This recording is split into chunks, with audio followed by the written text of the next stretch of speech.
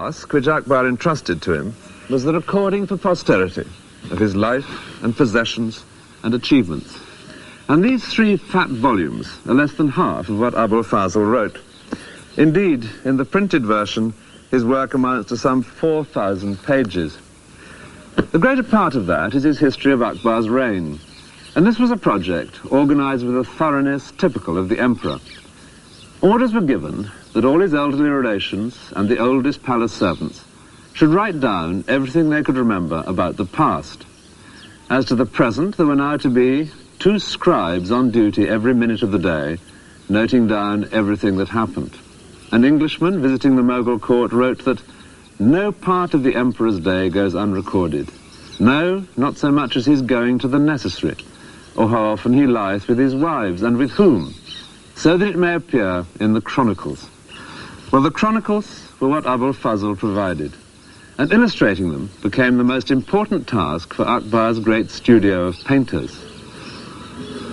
In this house there lives a family of painters who have practiced their craft here for generations, for the most part producing images in the traditional styles of the past.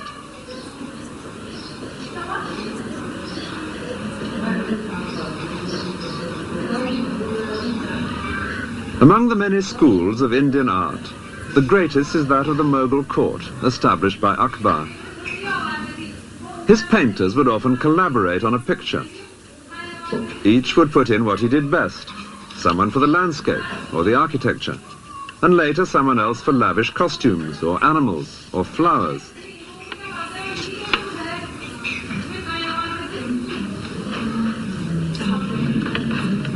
And always someone for the most skillful task of all, the faces. They had to be recognizable. What Akbar looked for in a painting was an accurate image of the life that he knew.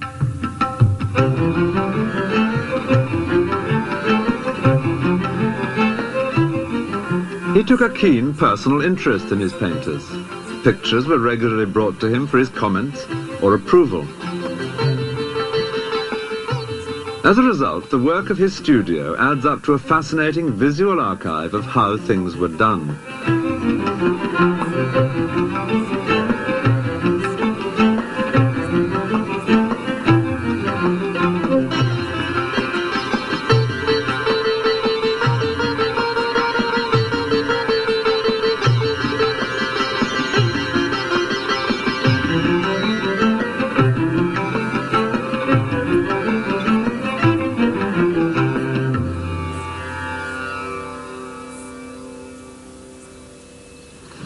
In his great work, Abul Fazl also collected masses of dusty information about the empire and how it functioned. Statistics, for example. There are columns and columns of them, and they run on for page after page after page. And then there are fascinating nuggets of very unexpected information. The ranks of the camels and their servants, or regulations for oiling camels and injecting oil into their nostrils. Whenever anything worth having has been invented, it's invariably credited to Akbar himself. Under the manner of cleaning guns, we learn that this used to be a most laborious task. But His Majesty, from his practical knowledge, has invented a wheel, by the motion of which 16 barrels may be cleaned in a very short time.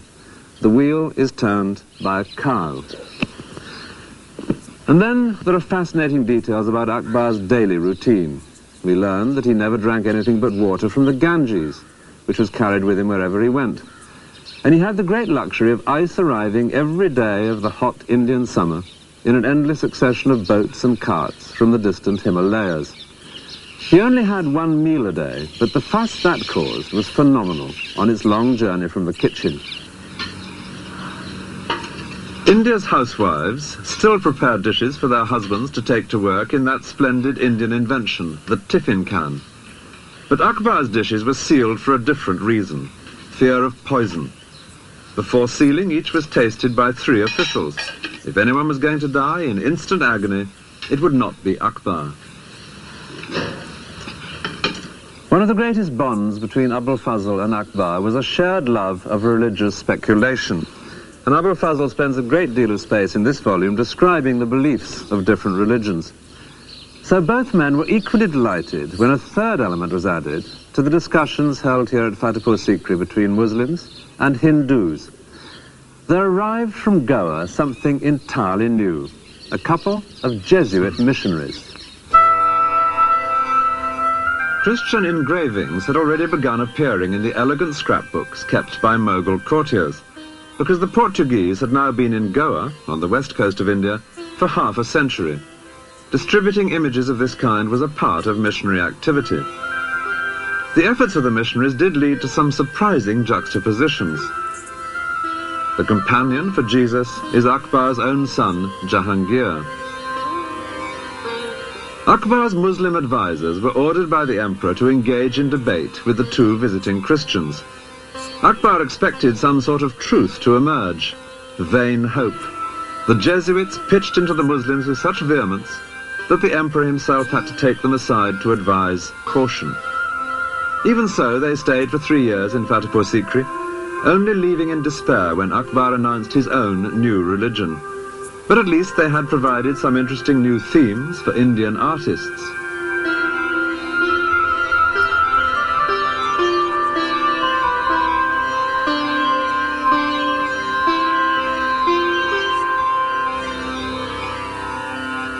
Abul Fazl is seen here presenting part of his great work to the emperor.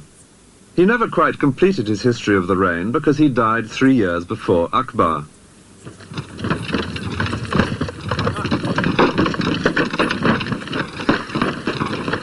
This romantic place, by the name of Orcha, 100 or more miles south of Fatehpur Sikri, was where Abul Fazl met a violent death. And how the free-thinking intellectual came to this improbable end at the hands of the man who ruled here requires some explanation. In what was essentially a military society, the only way of real progress to fame and fortune was by proving oneself in battle. So Abul Fazl used his influence with the emperor to be given military command, and soon he was in action. He seems to have revelled in skirmishes and sieges. Writing them up later, he invariably makes the most of his own involvement. Our brave warriors were nearly being defeated, he reports on one occasion, but the writer came up and the enemy was dispersed. Unfortunately, the brave writer had one powerful enemy on the Mughal side. He was Jahangir, the prince who shared the page of an album with Jesus. As the eldest son, he was Akbar's natural heir, but he had led a most dissolute youth, and Abul Fazl had made no secret of his low opinion of him. Now the prince was showing signs of open rebellion. The emperor, Akbar, summoned Abul Fazl back from where he was campaigning in the south, because he wanted his advice. But Jahangir knew that any such advice would be deeply hostile to his own interests. He decided to take action. Far to the south of Agra and Fatehpur Sikri, Abul Fazl was busy campaigning on the distant borders of the empire when he received Akbar's summons to return to court. He set off, confident as ever, to advise his emperor. But his journey would lead him straight into an ambush. Jahangir was friends with the Raja who had his stronghold at Orcha, and he knew that Abul Fazl would have to pass by here on his way north. So he sent word that if the Raja would stop that sedition monger and kill him, he could expect every kindness from the prince. Abul Fazl and his small party were overwhelmed here by about 500 horsemen. He'd had advance warning of the ambush from a spy, and it seems he could have escaped. But he was playing to the hilt his new role of Mughal warrior. He fought to the death. As proofs that the deed was done, his head was sent to Jahangir. And tradition completes an unsavory tale by adding that the prince threw it into a latrine. I can't help identifying with the writer who'd worked so hard collecting facts to glorify the Moghul court. It was an unworthy end. A great new palace nearby at Datia was begun by the Raja a few years after he had disposed of Abul Fazl. Its opulence suggests the scale of reward for political murder. The new building was in the same style as Fatehpur Sikri, but ironically Fatehpur Sikri itself had already been abandoned. It seems the water supply had failed, so the Imperial caravanserai moved on, leaving only the ghosts of a brief 14 years of glory.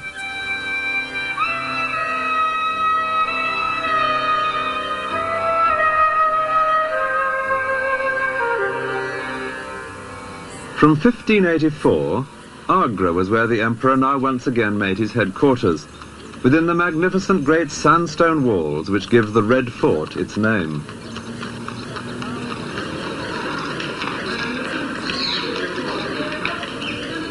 They were walls and gates which Akbar himself had built before his move to Fatehpur Sikri. The last years of his life were darkened by the question of the succession. Akbar was now in his 60s, and he had no great liking for his son Jahangir, the murderer of Abul Fazl. The rumour was that he might skip a generation. Jahangir had several sons. Was it perhaps in the old man's mind to pass the crown to one of them? Some tried to read the answer in one particular event. A favourite entertainment among the Moguls was the elephant fight, and Akbar now ordered a contest between the best elephant of Jahangir and the best elephant of Jahangir's eldest son. Many believed the result would decide which of them should inherit the crown.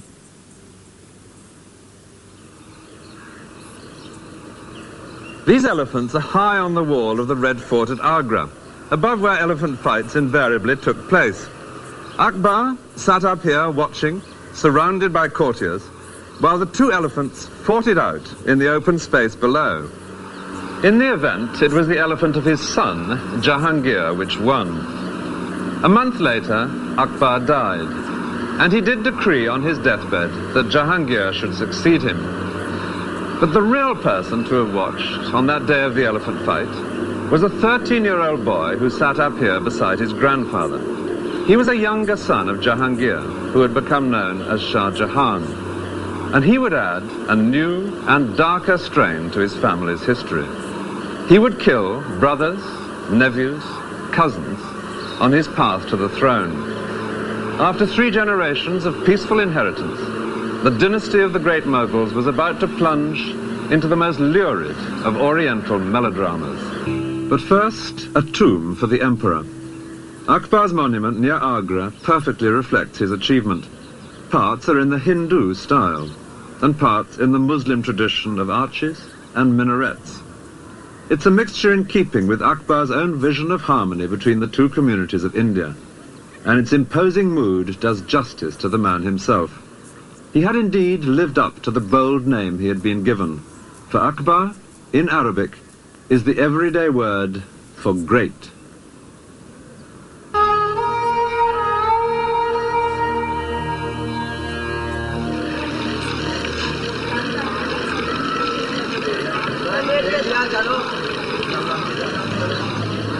The Lake of Pushkar in Rajasthan, one of the holiest places in India.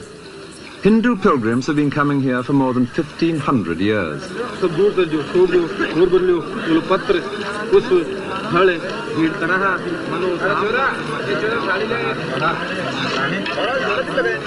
But Mughal emperors came too to see the pilgrims, in particular Akbar's son Jahangir. Jahangir loved to observe everything that went on in his empire, including the details of the various rituals.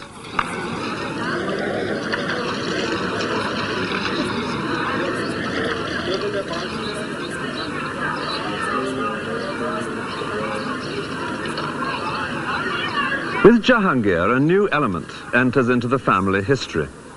He was the first great Mughal to inherit a stable empire, which meant that he was also the first who from the start could relax and enjoy himself. That would involve throughout his life the consumption of far too much alcohol and opium, but it also meant that he could indulge a skeptical and inquiring mind. When he came here to Pushkar one day in 1615, he was told, as no doubt every visitor was, that this holy lake was bottomless. Well, the tourist is supposed to reply, how fascinating. Not Jahangir. He called for a plumb line and sent men out in boats all over the lake. He was delighted to be able to prove that at no point was it more than 18 feet deep. But somewhere beneath these waters there are some pieces of broken stone which suggest a darker side to his character. He saw a Hindu idol which suddenly offended him. Imagine the consternation here when he had it smashed and thrown into the lake. The reign had begun with a grisly example of a sadistic streak in Jahangir. His eldest son mounted a feeble rebellion against him, and in Jahangir's reaction there was too much of macabre humour. His son's two closest accomplices were sewn up in the wet skins of a newly slaughtered ox and ass, complete with head and ears, and were then seated on donkeys to be paraded all day through the streets. It was a death sentence with a built-in element of gamble. The question was whether the heat of the sun would shrink the skins enough to suffocate the men. By the end of the day, one of the two was dead. Meanwhile, the prince himself was being forced to ride an elephant down a street lined with stakes, on each of which one of his supporters was impaled alive. The prince was later foolish enough to attempt a second rebellion, and this time his father ordered him to be blinded. He would spend the rest of his life moving round with the court as a prisoner. From time to time, Jahangir did see him, but he noted in his diary he found the prince depressing. Fortunately, this strain of cruelty was to be rare in Jahangir's reign, though at the end of it far greater family violence would break out. Before then, though, there were to be 20 years of peace and prosperity, during which the arts of Mughal India would flourish as never before. Akbar had set up the Imperial studio of painters, but under Jahangir they would excel in images of often outrageous political bravado. Here Jahangir embraces his great enemy, the Shah of Persia, but meanwhile the Mughal lion has nudged the Persian lamb right into the Mediterranean. Jahangir loved watching animals and birds and would note their habits in minute detail in his diary.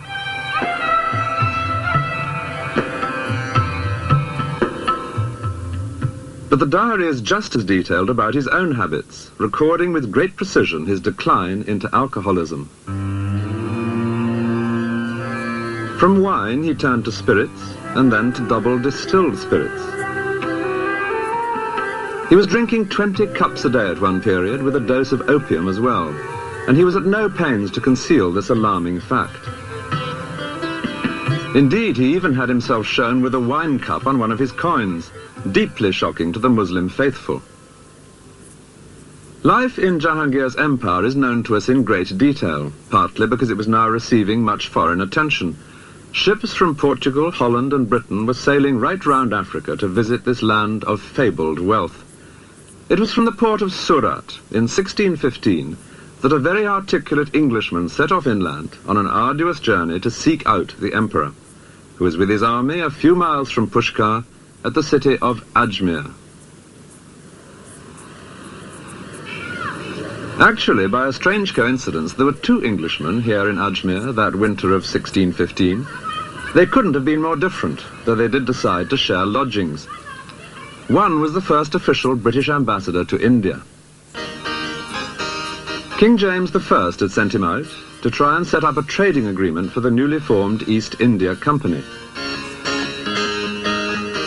The man chosen for this difficult task was Sir Thomas Roe, and he describes how he met in Ajmer that famous unwearied walker, Tom Coriat. Coriat was a writer who had indeed spent 3 years walking to India, but was determined that his readers should see him on an elephant. He was lucky to be alive, since his idea of good Christian behavior was to climb the minaret in mosques and to shout down that Muhammad was an impostor. Roe was soon deeply embarrassed by his eccentric compatriot. Coriat was something of a linguist, and he now addressed to Jahangir a speech in Persian, which was fine until Roe discovered what he was saying. He was asking the emperor for money, which Roe considered unseemly in an Englishman. Roe himself, by contrast, had brought presents for the emperor, which was essential for an ambassador because presents played a major part in Mughal court life. Indeed, Roe describes how people would hold up in the air the gifts they had brought for Jahangir, and if something nice caught his fancy, he would ask that person what business he had come upon. Unfortunately, Roe's presents, which had been provided by the East India Company, turned out, when they were unpacked, to be mouldy, which provoked a very sharp letter home. Even so, he did make progress at court, and soon he was invited to one of Jahangir's evening parties.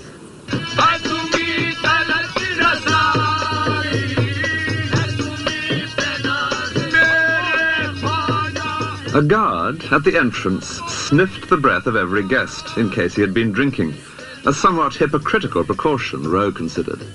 And indeed, serious discussion of British trade did turn out to be quite impossible. The Emperor was, in Rae's words, too drowsy with the fumes of Bacchus.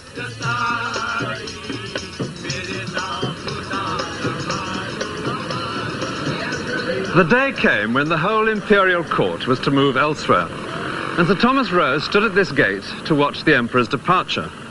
He was dazzled by the jewels which Jahangir wore for the journey.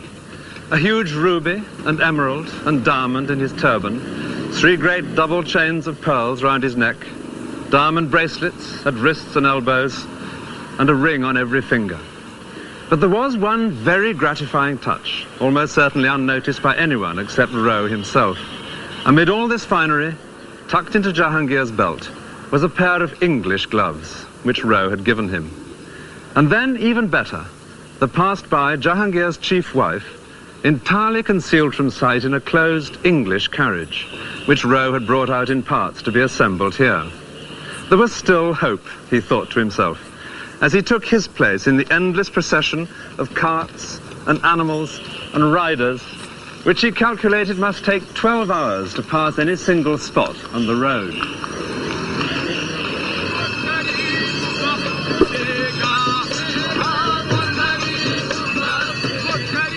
The Emperor's own travelling palace itself needed 600 animals to move it from one place to the next. And when the whole city of tents was set up, Rae considered it one of the wonders of his experience. It was some 20 miles around. Here the daily life of court and government could be carried on just as in a permanent city of stone. After 4 months on the move, the royal caravan came to Mandu, a vast hill fortress where Jahangir now settled in for a prolonged stay. Here were palaces in which it was a joy to relax after the upheavals of travel.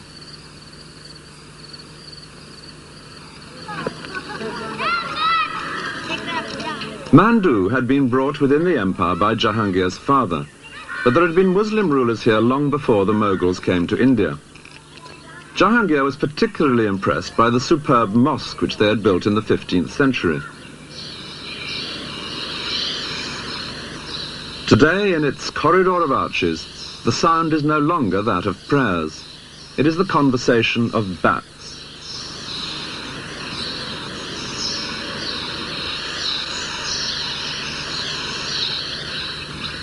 Sir Thomas Rae's first task after arriving in Mandu with Jahangir's court was to find lodgings.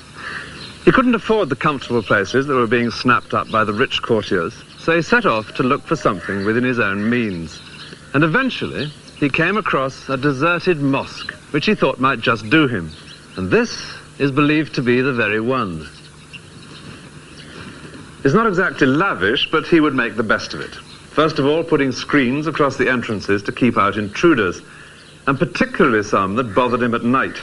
There were lions prowling about. I like to think of him safely barricaded in here with his dwindling stock of presents for important people piled high in an alcove. Now he could get on with the real work of an ambassador, joining in life at court, being seen at the best parties, always trying to get the ear of the emperor. One of the most important parties was on the emperor's birthday. Rae managed to get an invitation and so saw a central event, the weighing of a member of the royal family against gold and then against silver and jewels. The idea was that his weight in each of these valuable commodities would be distributed to the poor. Rae doubted that the money would really be handed out, but conspicuous generosity was good for the imperial image, and by now the empire was prosperous.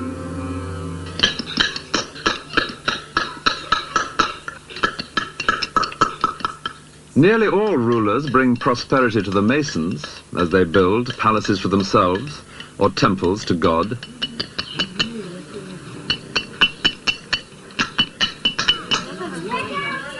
Rather fewer do anything for the peasants. But Jahangir's father had successfully adjusted their taxes, and so encouraged them to bring more land into cultivation.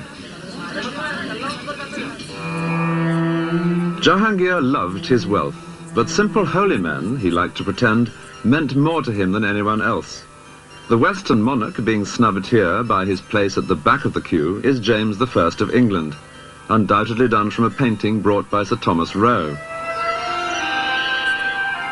Maybe Roe also got himself invited to a famous party that summer at Mandu, when candles were floated on tiny boats, an idea suggested by the ladies of the harem.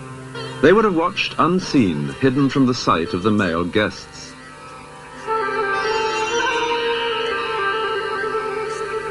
Every new day that Sir Thomas Roe woke up in his makeshift home at Mandu, it became more and more clear that he was getting nowhere in his main task, that of winning a trading agreement for Britain's East India Company. And by now he was well aware of the reason. He was often with the Emperor, who seemed very friendly, but he was nowhere near the real seat of power.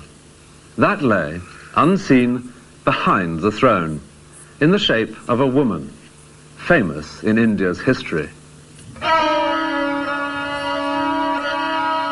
She was Jahangir's favourite wife, Nur Jahan.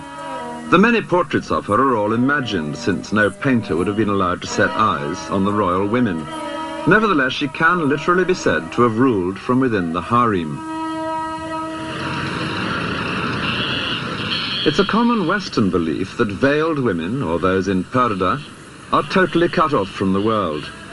But to see them today, seemingly separate in a modern street, is to get perhaps the wrong impression. There were certain advantages to being behind the veil, as explained by a woman who herself grew up in traditional purdah. Conducting business face-to-face is not necessarily advantageous to both parties. And I feel that the woman in purdah had a very special advantage because she was sitting inside, whereas the person she was dealing with, whether it was a businessman, whether it was a property seller, a landlord, whomsoever, was sitting outside. Now, he, of course, couldn't see her. And from his point of view, it was like what a modern telephone conversation is, so that you cannot observe the expressions or you cannot see what the other person is actually feeling.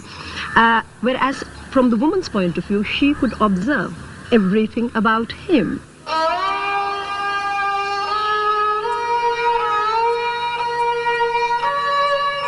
Behind every beautiful carved grille in a Moghul palace, there were attentive eyes and ears. Eunuchs would move in and out of the harem with messages and instructions. Some of the Moghul women even owned ships which traded overseas.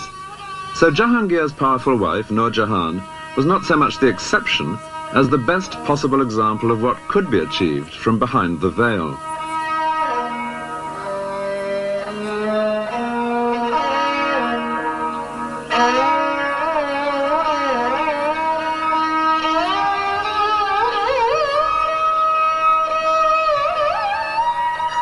In a garden by the river at Agra, there is an exquisite building which is solid evidence of Nur Jahan's power and wealth.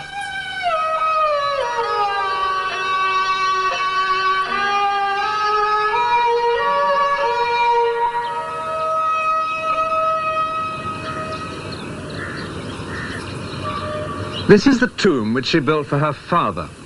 It's like a perfectly jewelled casket, but done to a monumental scale in the most exacting of crafts.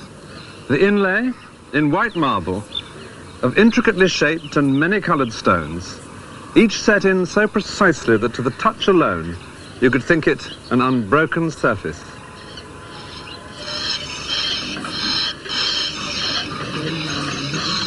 Using tools which owe nothing to the 20th century, craftsmen in Agra still lay delicate patterns of stone in marble.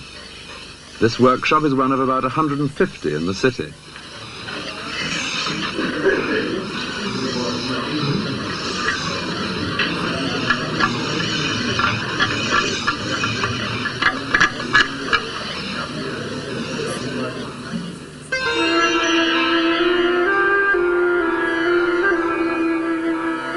The Taj Mahal, which at a distance looks pure white, is decorated all over with this kind of inlay on a massive scale. This is the tomb of Nur Jahan's niece.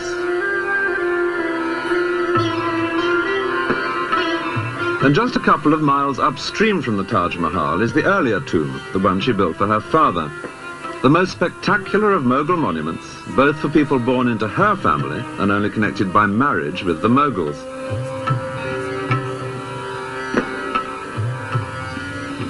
The way in which Nur Jahan's family had achieved this position makes a fascinating story.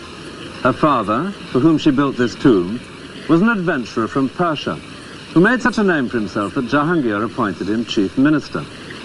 But the family's fortunes only really began when Jahangir fell in love with his chief minister's daughter, Nur Jahan. These are the sort of paintings one can still buy today in Agra's bazaar.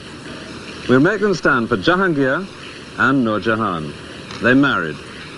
And when her father died, Jahangir appointed in his place, as chief minister, her brother. So already, they had things well buttoned up.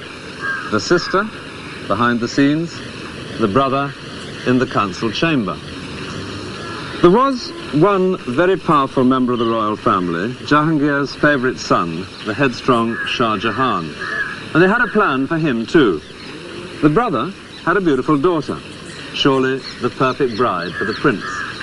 History would come to know her as Mumtaz Mahal, the favourite one of the palace, the beloved bride for whom Shah Jahan would later build the Taj Mahal. But now this block of power on her brother's side began to distress Nur Jahan, and she hatched a new plot. She had a daughter by a previous marriage, and she now made a favourite of an insignificant son of Jahangir's, someone she could easily dominate, and she arranged for these two to marry, thus balancing the board. One of these two princes would inherit the throne, so it was now certain that one granddaughter of the Persian adventurer must become empress. But which? Time would tell, and probably soon, because Jahangir was by now increasingly decrepit. The wild card in this pack was Jahangir's favourite son, Shah Jahan. It was he in this scene being weighed against gold. But the favours suddenly ceased when Nur Jahan turned against him, and he in retaliation was soon in open rebellion against his father and his stepmother, keeping always on the move to avoid the armies which Nur Jahan now sent out against him.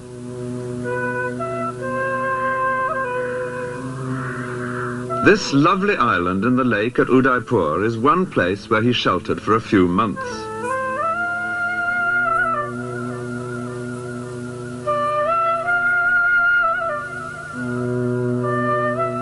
Here, to the south of the empire, he was far enough away to be safe.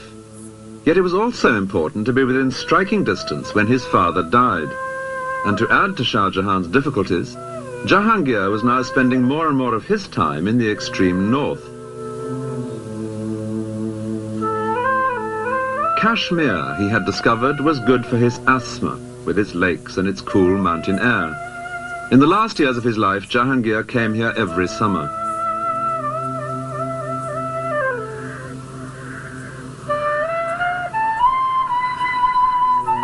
Here he could relax and forget the outrage of a rebellious favourite son.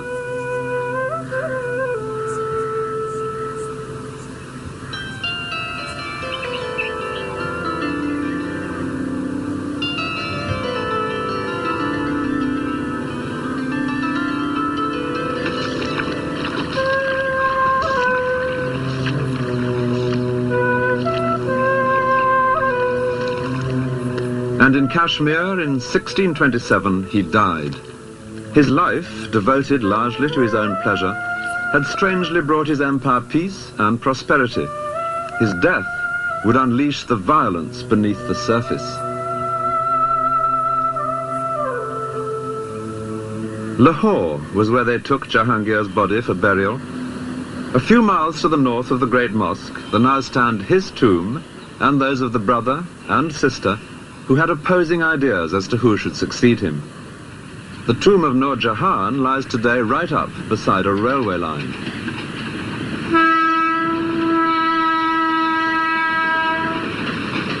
And it's a line which separates the losing from the winning side. Beyond the tracks is the tomb of her brother, Asaf Khan. and it is he who lies close to the tomb of Jahangir himself, for it was his side of the family which won in the fight for the succession.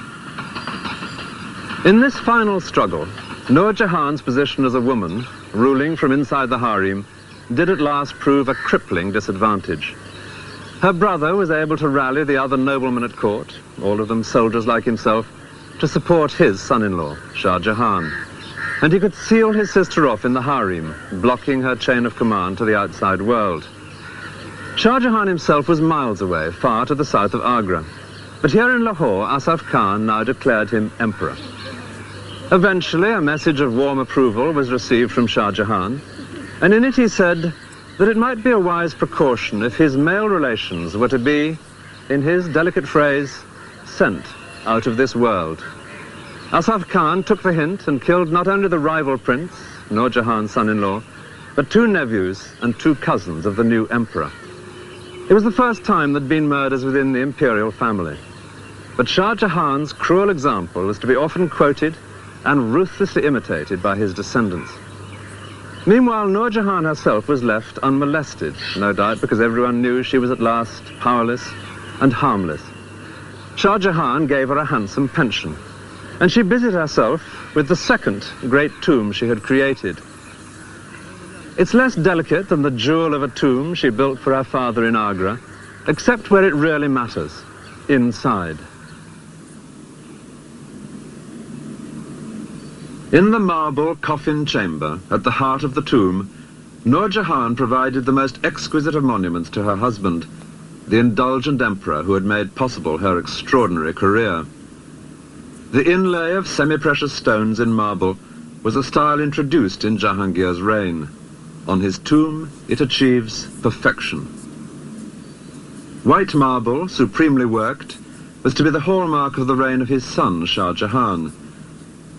But while the surface of Moghul court life was approaching its most brilliant era, so were the internal cracks appearing which would bring the edifice tumbling down.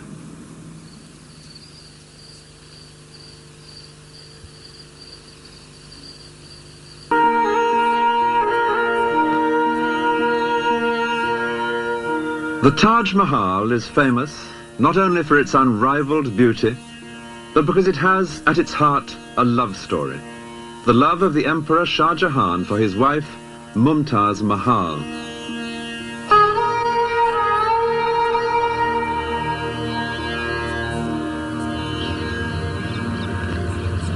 Just 3 years before the tragedy which caused the Taj Mahal to be built, there had been a joyful family reunion here in the Red Fort at Agra between Shah Jahan, Mumtaz Mahal and 2 of their children.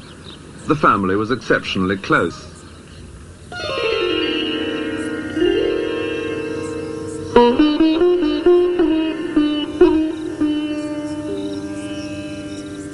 This island in the lake at Udaipur, 400 miles southwest of Agra, is the best place to imagine Shah Jahan with his young family.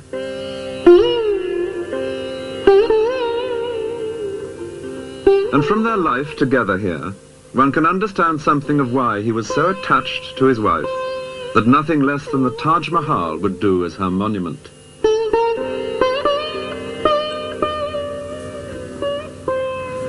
For the last few years of his father's reign, Shah Jahan had been in open rebellion against him, constantly moving about to avoid capture.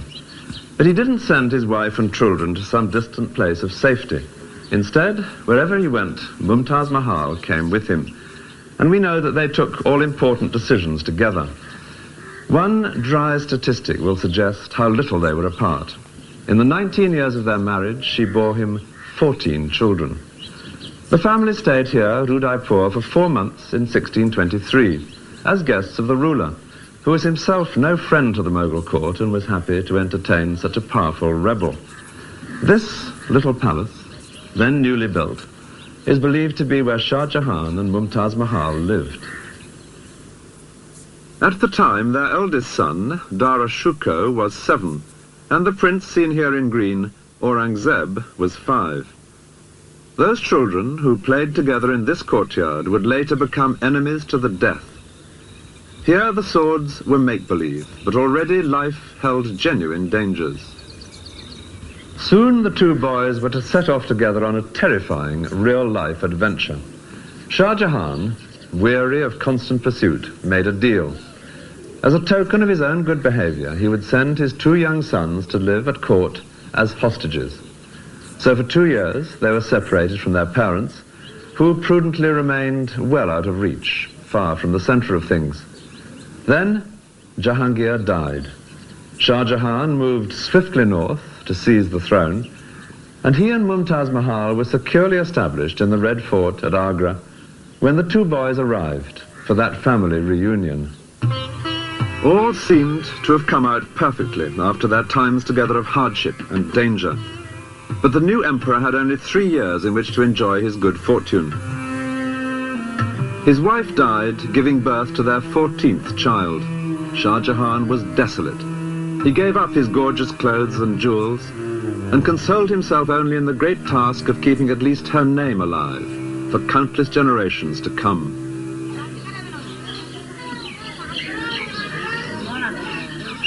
The phrase, Taj Mahal, which has ever since echoed round the world, is just his wife's own name abbreviated, Mumtaz Mahal. It means the favorite of the palace.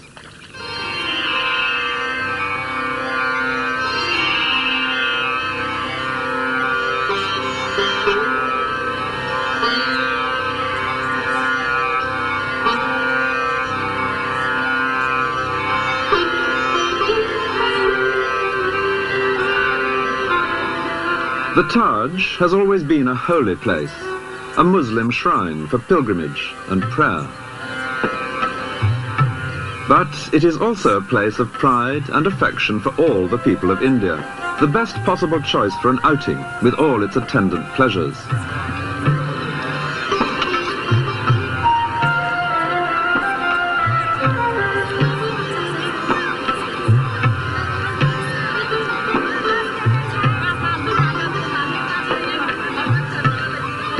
People ask, who was the architect? Apparently no one. It seems that Shah Jahan and his masons together devised this final perfect flowering of the architectural traditions of Persia and of Muslim India.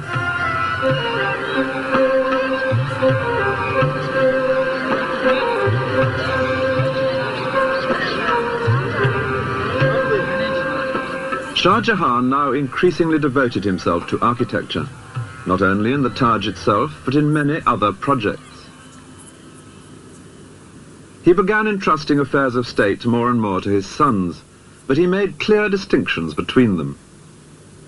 His favorite was the eldest, Dara Shuko, whom he now kept always by his side, leading a civilized but relatively pampered life at court.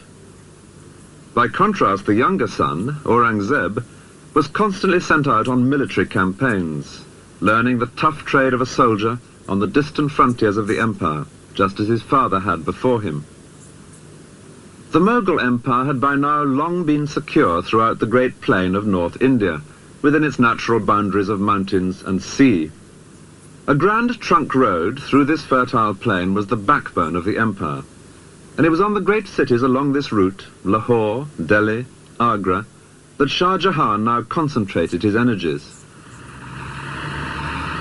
The famous painted lorries of Pakistan reveal that this is the northwest end of the Grand Trunk Road, and it was here in Lahore that Shah Jahan now built one of the greatest of Mughal gardens.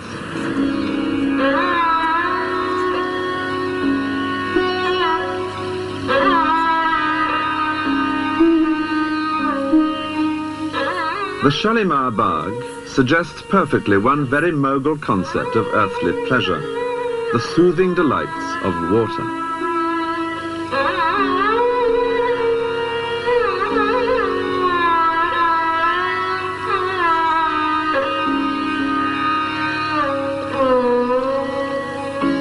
Like Delhi and Agra, Lahore has its Mughal fort. Though much altered in later centuries, some parts do still recall the shimmering white elegance of Shah Jahan's architecture.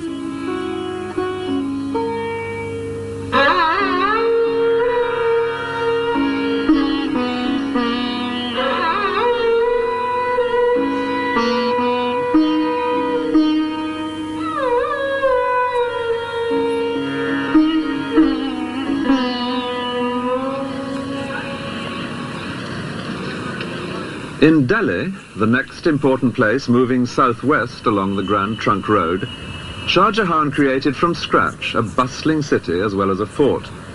He had decided to move his capital here from Agra. What is now known as Old Delhi was in his time a completely new town.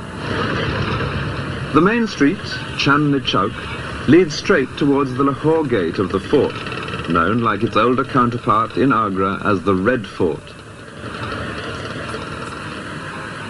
Shah Jahan's own apartments, all built at the same time, perch on the walls on the other, quieter side. And naturally, there had to be a mosque. 3.5 centuries ago, the muezzin first called the faithful to prayer in Shah Jahan's new Jama Masjid, or Friday Mosque. Just as today, except that loudspeakers now give his chant an eerily electronic quality.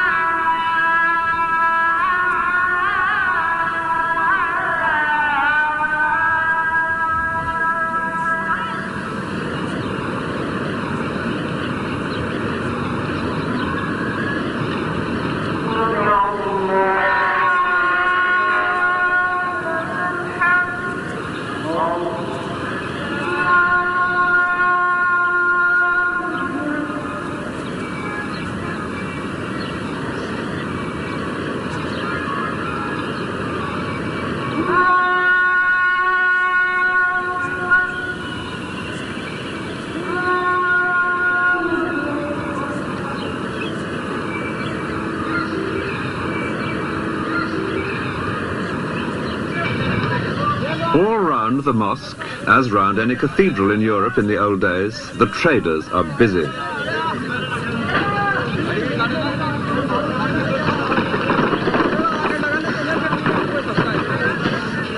This is the market for cereals and spices. There's no space here for four-legged beasts of burden.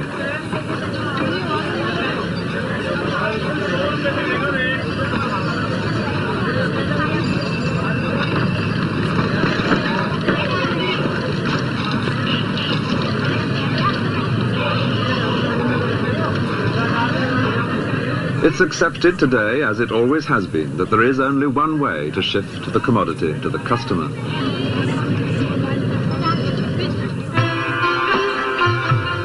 At Agra, too, the Red Fort had much benefited from Shah Jahan's passion for architecture. Within the red sandstone walls built by his grandfather, he had added his own characteristic white marble mosque and pavilions. And because the fort here has been less altered than in Delhi, this is the best place to imagine the emperor's daily life. From his private quarters here, looking east, the sun rises behind the Taj Mahal.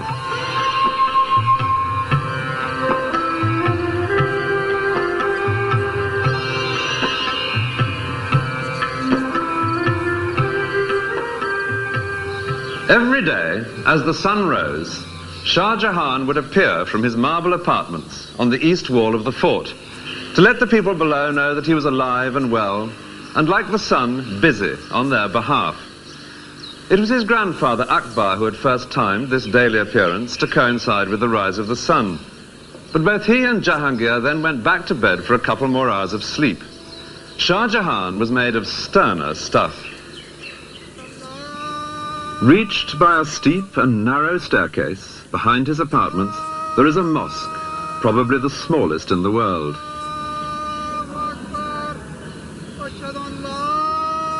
Here, answering the muezzin's call an hour before dawn, Shah Jahan had begun his day with a session of private prayer in this very private mosque. It is also made of marble because Shah Jahan was one of the greatest Mughal emperors. Meanwhile, his superb hall of public audience was filling up with those who had any business that day with the emperor.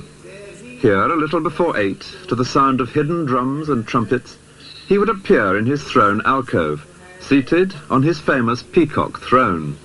And the Emperor Shah Jahan used to ride a peacock throne, which was made of diamonds and gills.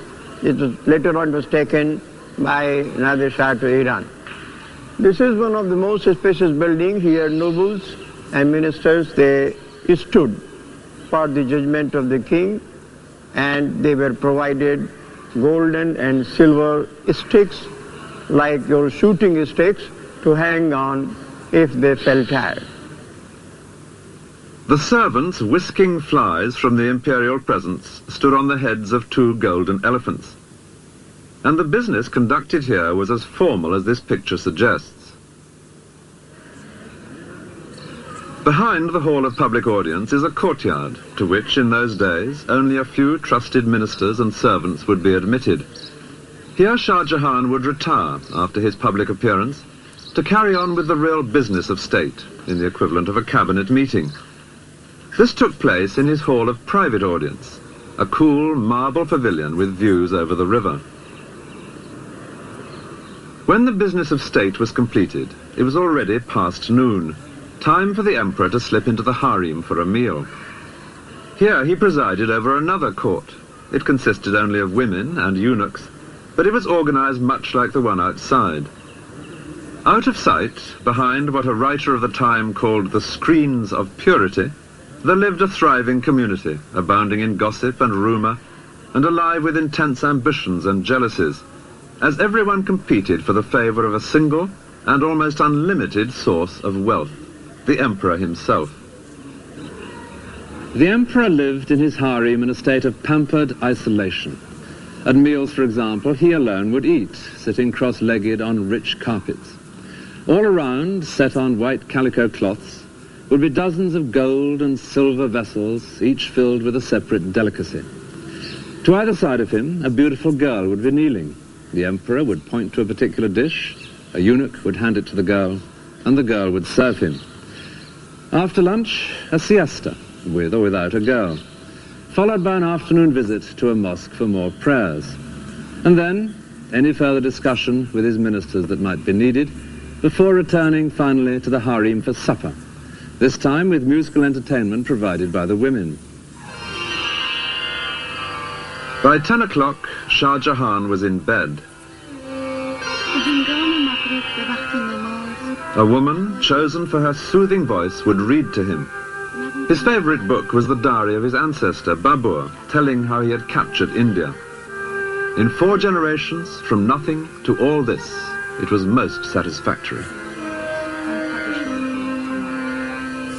Shah Jahan had seized the throne by force, but he was determined to hand it on peacefully to his favorite, Dara Shikoh, the elder of the 2 boys who had been held as hostages before his own accession.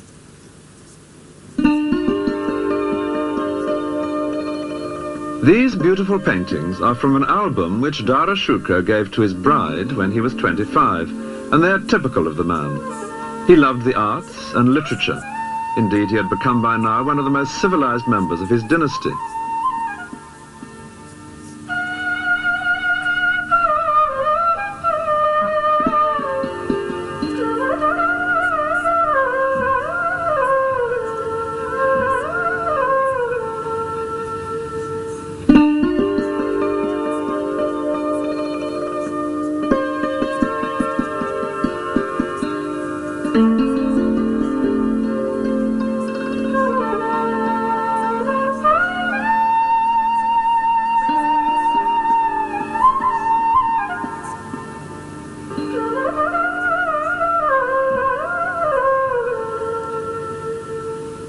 By contrast, Dara Shikoh's brother, and most likely rival for the throne, Aurangzeb, was being toughened rather than civilized by the passing years, being almost permanently away at war.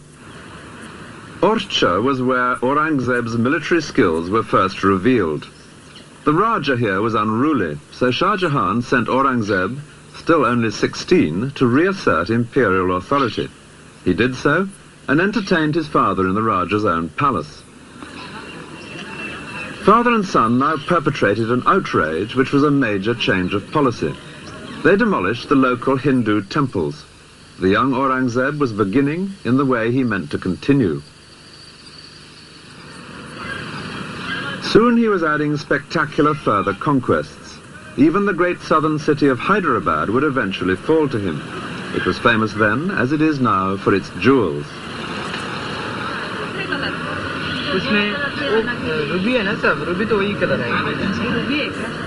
Much wealth was sent from here to the Moghul court, and Aurangzeb should have been able to expect gratitude from his father. Instead, his capture of this city only revealed the obstacles that were now being put in his way. Garnet is darker than this.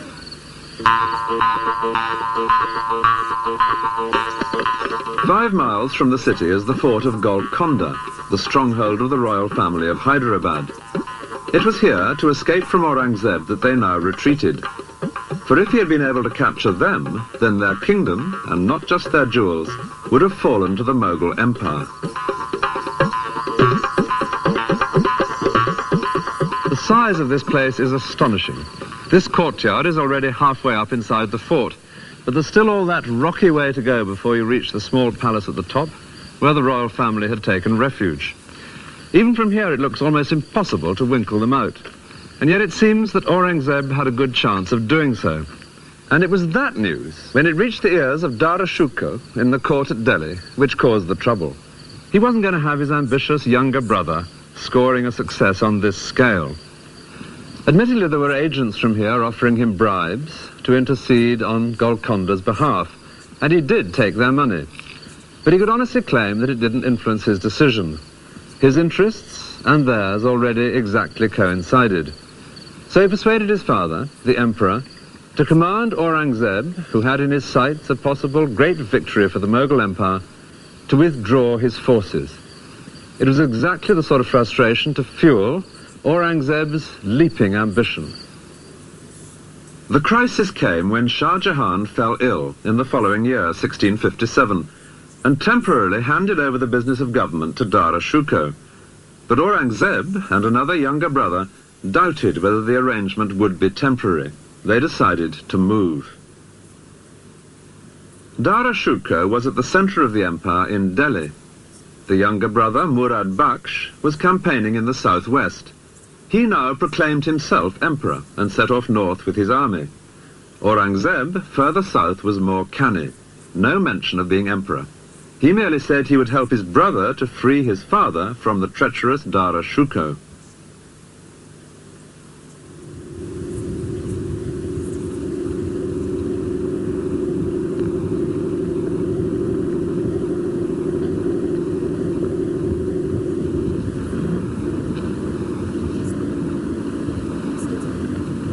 It was on a hot summer's day under a blazing sun that the two armies met on an open, dusty plain south of Agra. On one side, the somewhat scruffy joint forces of the two younger brothers, unglamorous to look at, but their men hardened in distant campaigns. On the other, the Imperial army, headed by Dara Shikoh.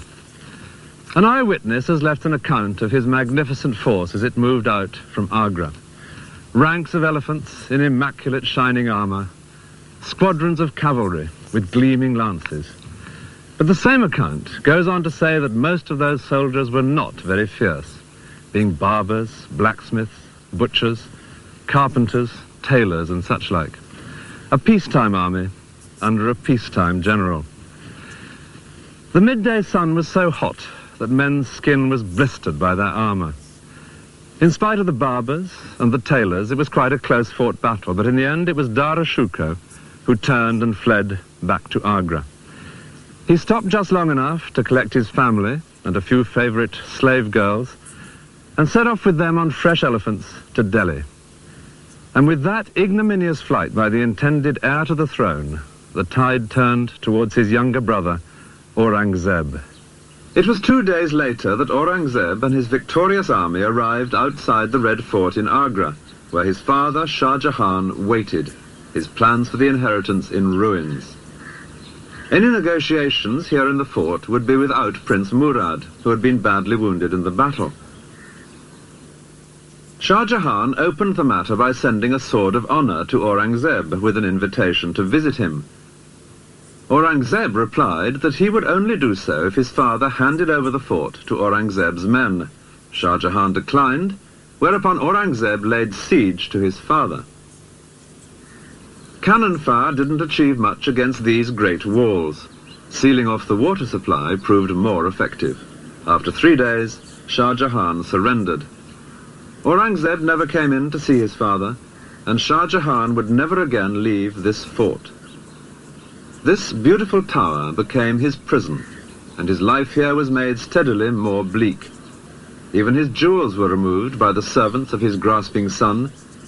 All that he managed to keep with considerable difficulty was his pearl praying beads. There was plenty of time now for prayer, and he became, in the way perhaps of old men in adversity, increasingly devout.